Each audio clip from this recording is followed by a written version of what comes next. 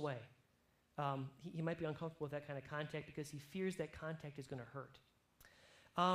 Especially in the summer months, you might see inappropriate clothing, the second to last bullet point there. In the hot summer months, it's 90 degrees outside, and a child comes to vacation Bible school in long pants and long sleeves. And you might think to yourself, what is he hiding, right? It's way too hot for that. Why does he not want his body exposed? So those are things that you watch for in terms of physical abuse. You get a picture of neglect in a similar kind of way. You see a series of things that happen together. You might have a child who has unattended medical needs. Perhaps the child's got a cut that's clearly infected, and no one's taken this child to the doctor. Okay, that would be an example, indicator that you might have neglect going on here. You might have a child who's consistently hungry, who's inappropriately dressed, who isn't washed well. Those might all be indicators that no one is taking care of the child. You might have a child who reports that he doesn't have anyone at home. He's consistently unsupervised. Again, this is a place where you have to have some godly common sense. And you have to understand that sometimes there are logical explanations, right?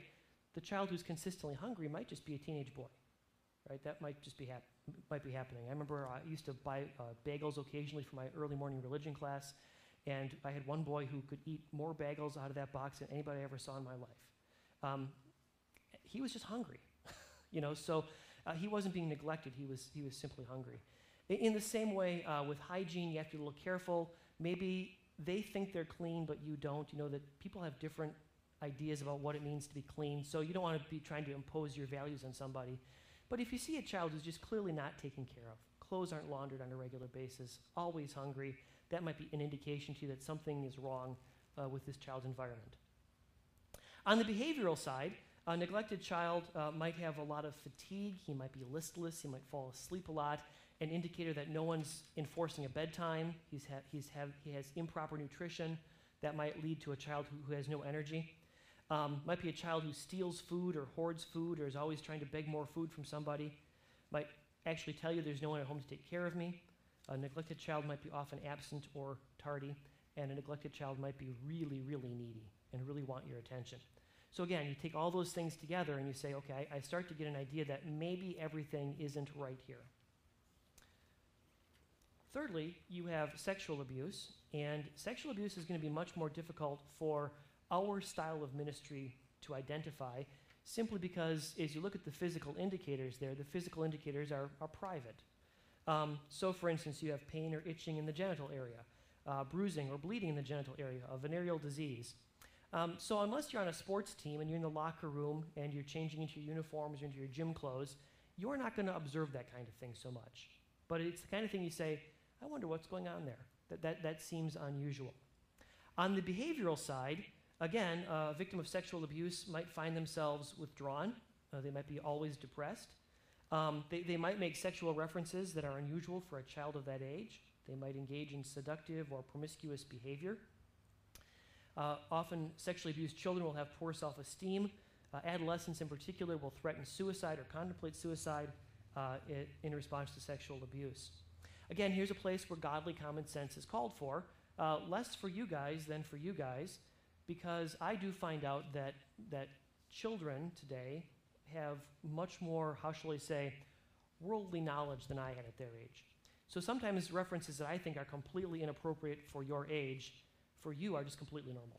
So we have to be aware that there's sometimes a generational gap there, and we have to watch out for that a little bit. So again, it's not, oh, that was just out of line, you must be being sexually abused. You look for a whole picture of behavior and indicators.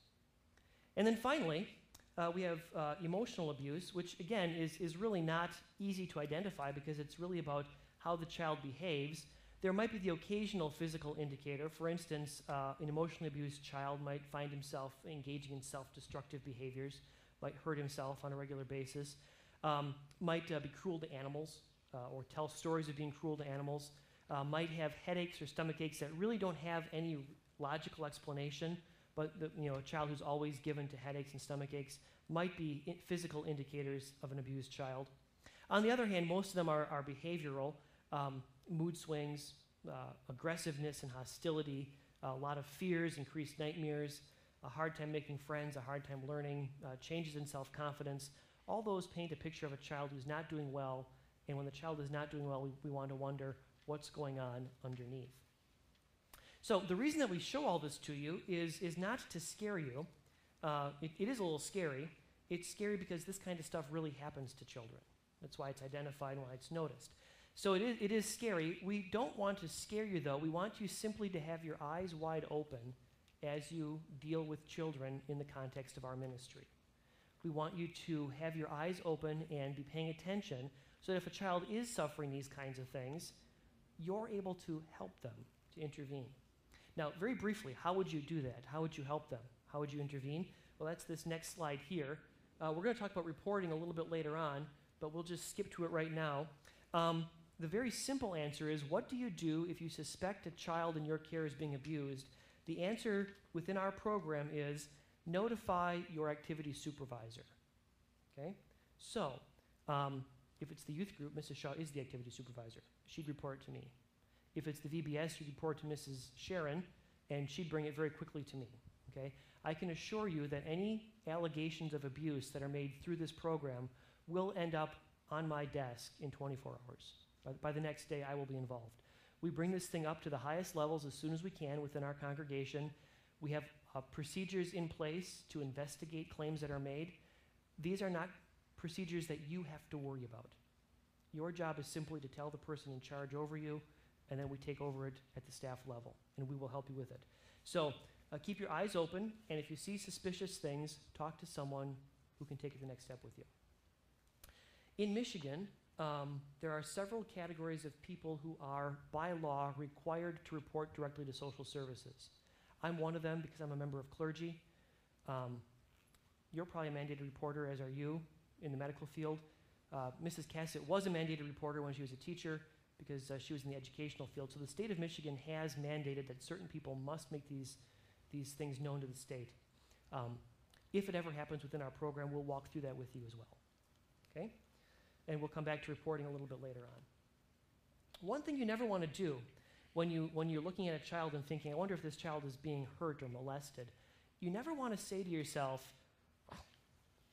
their family would never hurt them, okay?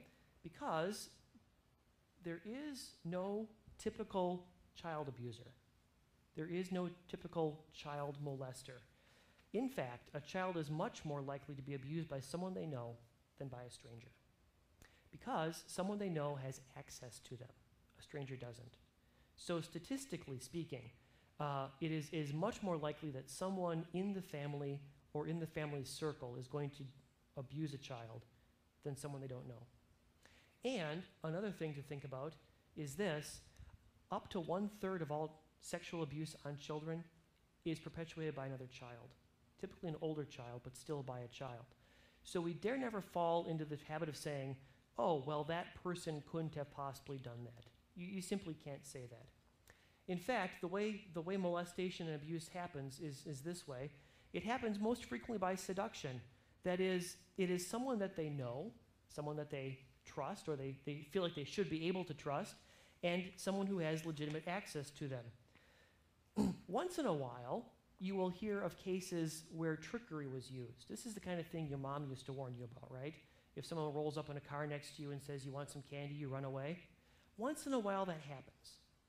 And we hear about it a lot because it gets reported on the TV. But statistically, it's not the biggest problem that we have with abuse, okay? In the same way, force, actually grabbing a child and snatching a child, is really rather uncommon. One of the reasons that it seems like it happens so much is because we live in the world of CNN.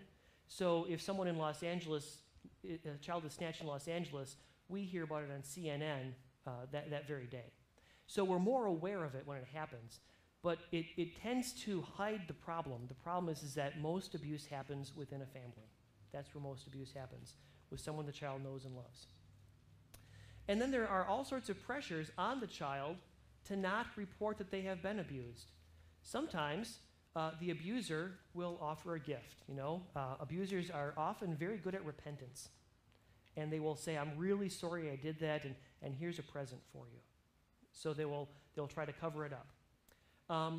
The abuser will often place the blame back on the child. If you weren't so bad,